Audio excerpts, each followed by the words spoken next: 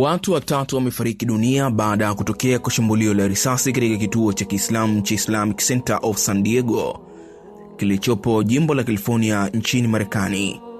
Kwa mujibu wa taarifa za polisi wa San Diego, tukio hilo lilitokea siku ya Jumapili wakati waumini walipokuwa wakiendelea na shughuli zao za kawaida ndani ya msikiti huo. Washambuliaji wawili wenye silaha walifika nje ya kituo hicho na kufyatua risasi mfululizo na kusababisha vifo vya watu watatu, wakiwemo wafanyakazi wawili wa kituo hicho pamoja na mlinzi wa usalama.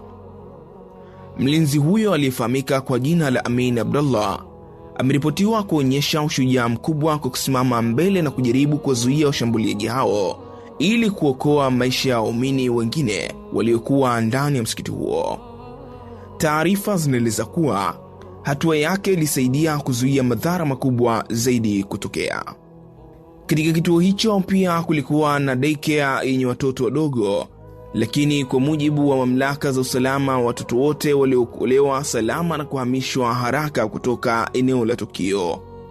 Polisi wameeleza kuwa washambuliaji hao walikuwa vijana wawili wenye umri wa miaka 17 na 18. Baada ya kutekeleza shambulio hilo, walikutwa wamefariki ndani ya gari karibu na eneo hilo katika kile kinachoaminika kuwa ni kujiua baada ya tukio.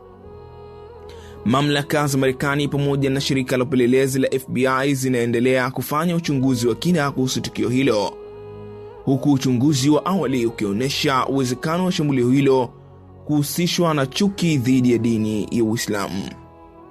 Tukio hilo limeibua huzuni kubwa ndani na nje ya mipaka ya Marekani, huku viongozi mbalimbali wa dini, kijamii na kisiasa wakilaani vikali kitendo hicho na kutoa pole kwa familia zao waliopoteza ndugu zao pamoja na jamii ya Uislamu wa San Diego. Waumini wengi wameendelea kukusanyika katika eneo hilo kwa ajili ya dua na kuonyesha mshikamano kufuatia kutokea kwa tukio hilo la kusikitisha. Mimi ni Ramadhan Jende. Kwa habari na matukio mbalimbali, usikose kufuatilia AQ Online TV. Hayya 'alal falah.